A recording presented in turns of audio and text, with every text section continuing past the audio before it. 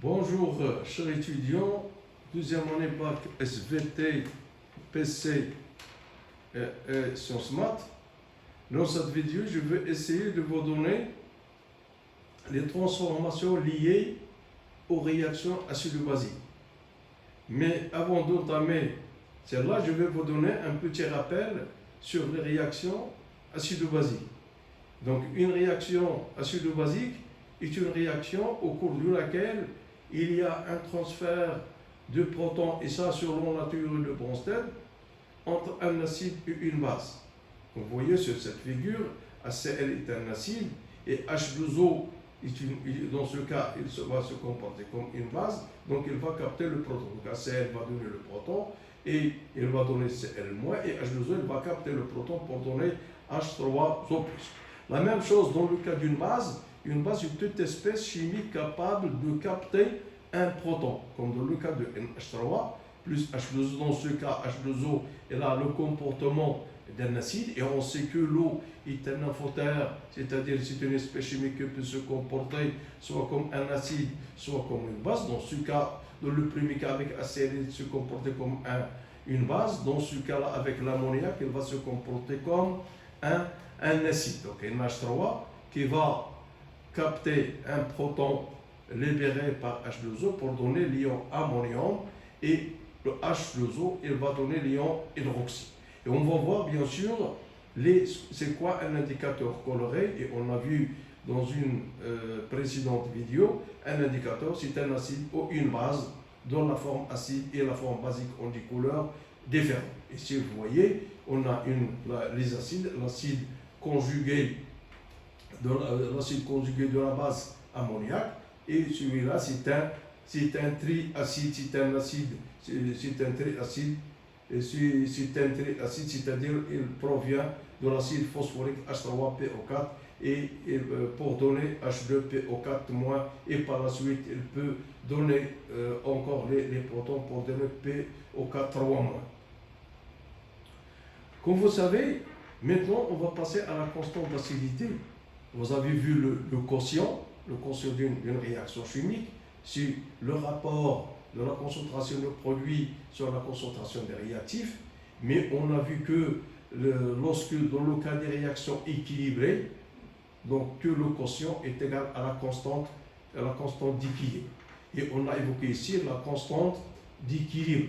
Donc si on considère par exemple la réaction AH plus H2O dans le cas de couple AH à moins, AH plus H2O, il va donner, selon une réaction équilibrée, H3O plus A-.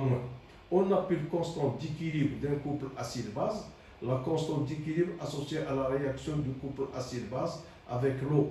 Donc K est égal à la concentration des produits sur la concentration des réactifs. Bien sûr, l'eau est un solvant et en excès, et bien sûr, on sait que l'eau est faiblement dissociée. Donc, on néglige sa dissociation et on suppose que la concentration de H2O est égale à une constante. Parce que dans la majorité des bouquins, on trouve que la concentration de H2O est égale à 1. Mais c'est faux. Mais c'est faux si on prend par exemple 1 litre d'eau. Donc, pour trouver la quantité de matière, on met 1000 grammes sur la masse molaire sur 18. On va trouver 55,5 mol par litre. Donc, on sait que dans le cas des solutions aqueuses, on trouve que la concentration soit de l'acide, soit de la base, elles sont très faibles. Donc, si on fait la concentration 55,5 mol par litre moins X, donc il est sensiblement égal à 55,5 mol par litre. Ça veut dire que la concentration de H2O est faiblement variée. Donc on suppose que la concentration de H2O est égale à une constante, mais elle n'est pas égale à 1. Donc on passe maintenant, si je suppose que la concentration de H2O est égale à une constante, si je multiplie une constante de la concentration de H2O qui est constante multipliée par une constante, ça veut dire est égal à Ka. Et c'est ce qu'on appelle la constante d'acidité. Et Ka est égal à la concentration de H3O+, fois la concentration de 1- sur la concentration de AH. Ou bien, d'une façon générale, que Ka est égal à la concentration de H3O+ fois la concentration de la base sur la concentration de l'acide. On définit aussi que par pKa. pKa est égal à moins log de Ka. Donc, et log, le logarithme, c'est un logarithme à base décimale, ce qui équivaut à Ka est égal à 10 moins pK. Donc, un acide est d'autant plus fort que sa constante d'acidité et Ka est grande.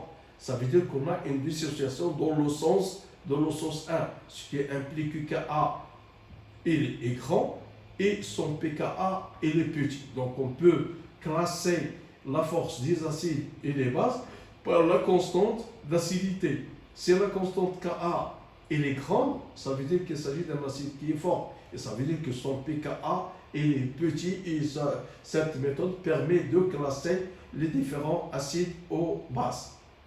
Donc, de l'expression Ka, on obtient une relation entre pH et pKa. On a que la Ka est égal à la concentration de H3O+ fois la concentration de A- sur la concentration de H. Donc je peux déterminer la concentration de H3O+ qui est égale à Ka fois la concentration de H sur la concentration de A-. On applique le log sur H3O+, ce qui est donc le log de H3O+ est égal à log de Ka fois AH sur A- est égal à log de Ka plus log de AH sur A-. Donc si on multiplie par moins, donc moins log de H3O+ est égal à moins log de Ka moins log de AH sur A-. Donc, moins log de H3O+, c'est pH, on l'a vu précédemment, et moins log de Ka, c'est pKa. Donc, on fait l'inverse de la base sur l'acide, donc c'est plus log de la base sur l'acide. Donc, ce qui donne que pH égale à pKa plus log de la base sur l'acide. Log est un logarithme décimal à base 10. Donc, on est parti de Ka et on est arrivé à trouver une relation entre pH et pKa. Donc pH est égal à pKa plus log de la base sur l'acide. Et bien sûr, le logarithme est un logarithme décimal à base 10. Donc on passe maintenant à la constante de basicité. De même, on a soit la relation, soit la réaction du couple acide-base AH à moins de l'eau. Maintenant, on va travailler avec la base, A- plus H2O. Et je m'excuse ici, c'est double flèche, donc c'est un équilibre. A- plus H2O, ça donne AH plus OH-. Cette réaction est caractérisée par une constante de basicité, parce qu'on a vu un acide, il est caractérisé par une constante d'acidité. De même, une base peut être caractérisée par une constante Kb, notée Kb. Donc Kb est égal à la concentration des produits sur la concentration des réactifs. Donc dans cette fois-ci, on a supposé précédemment que la concentration de H2O est égale à une constante. Donc une constante multipliée par la concentration de H2O est égale à Kb. Et Kb est égal à la concentration de AH fois la concentration de H- sur 1-. Donc Kb est égal à la concentration de l'acide fois la concentration de l'hydroxyde OH- sur la base. Donc, et Ka, donc on a Ka est égal à la concentration vue précédemment, est égal à la concentration H3O+ fois la concentration de la base sur l'acide. Si on fait le produit de Ka et de Kb, Ka trouvé dans l'équilibre précédemment et Kb de cette réaction, si on fait le produit de Ka et Kb, on trouve la relation entre Ka et Kb. Donc Ka fois Kb est égal à la concentration de H3O+ fois la concentration de H- est égal à Ke. Donc log de Ka fois Kb est égal à log de Ke. Donc log de Ka plus log de Kb est égal à log de Ke. Moins log de Ka moins log de Kb est égal à moins log de Ke. Donc on remplace moins log de Ka par pKa et moins log de Kb par pKb, ce qui donne pK. Donc pKa plus pKb est égal à pKe. Donc, à 25 degrés, on sait que Ke est égal à 10-14, ce qui est donc que pKe est égal à 14. Donc, pKa plus pKb est égal à pKe est égal à 14. Donc, une base est d'autant plus forte que la constante d'acidité Ka de son couple est plus petit, et donc que le pKa correspondant est grand. Donc, je passe maintenant à l'échelle de pH. Donc, On a l'échelle du pH, donc on sait que le pH il est étalé de 0 à 14 pour le pH supérieur à satellé basique. Ça veut dire que les ions au H- sont majoritaires et que le pH est supérieur à 1,5 pKe. Donc pour le cas des solutions que neutres, que la concentration de H3O plus est égale à la concentration de H-, milieu neutre, ça veut dire que le pH est égal à 1,5 pKe. Mais pour les solutions acides, on a les ions H+ sont majoritaires, pH est inférieur à 1,5 pKe. Donc maintenant, je vais vous donner le diagramme de prédominance. À l'aide de la relation, on a pH est égal à pKa plus log de la concentration de A- sur AH. On établit le diagramme de prédominance. Si AH est supérieur à la concentration de A-, soit pour pH inférieur à pK. Si la concentration de A- est supérieure à H, soit pour pH est supérieur à pKa. Et si on a la concentration de A- est égale à la concentration de AH, soit pH est égal à pKa, ce qui donne le point d'intersection entre les courbes. Ça, c'est la zone de prédominance de l'acide, celle-là de la base, mais dans le point d'intersection, on a pH est égal à pKa et on a 50%. Donc, je passe maintenant aux dernières parties, c'est l'indicateur coloré. Donc, il faut définir c'est quoi un indicateur coloré.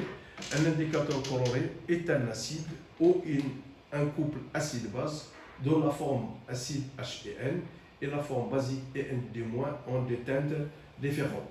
Donc, c'est un équilibre. Donc, ce réactif H et N plus H2O, c'est un acide ou une base. Donc, dans ce cas-là, c'est un acide plus H2O, donc H3O plus N-. Donc, il est caractérisé, comme on l'avait précédemment, par une constante d'acidité Ka est égale à la concentration de H3O fois la concentration de N- sur HND. Donc, on tire la concentration de H3O est égale à Ka fois la concentration de HND sur la concentration de N-. Donc, j'applique le log de H3O est égal à log de Ka plus log de HIN sur N-.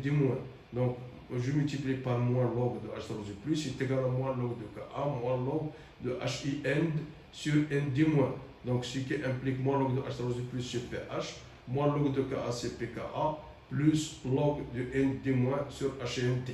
Ce qui se présente sur l'échelle de pH.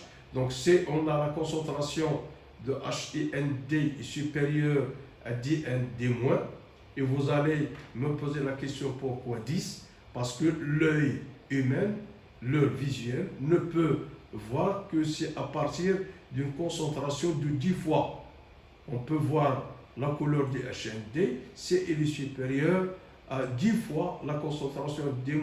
Et ça pour un pH égal à pKa-1. Pour la concentration de HND est égale à 10 fois N-, donc on a la zone du virage, ou bien ce qu'on appelle la teinte sensible, et qui correspond à la concentration égale entre la forme acide et la forme basique, donc avec un pH est égal à pK. Mais pour la concentration de N-, qui est supérieure à 10 fois la concentration de HND, on va voir la couleur de la forme basique. Et c'est là, dans cette zone, c'est-à-dire pKa-1, donc on a la couleur de la forme acide, ici la forme basique, mais avec un pH qui est égal à pKa plus 1. Donc l'exemple de quelques indicateurs colorés, c'est le cas par exemple du bleu de bromothymol, dont la teinte de l'espèce acide pour un pH inférieur, si c'est la couleur jaune. La zone de virage vert, c'est-à-dire pH compris entre 6 et 7,6, mais teinte de la forme basique, c'est-à-dire pH compris entre 7,6 et 14.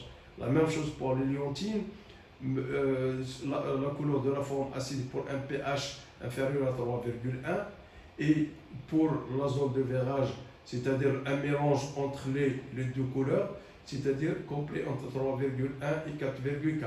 Mais la teinte de la forme basique, c'est jaune, c'est-à-dire pour 4,4, c'est-à-dire pH supérieur à 4,4. Donc pour la phénolphtaline, donc il est incolore pour un pH inférieur à 8,2, rose clair pour le pH compris entre 8,2 et inférieur à 10.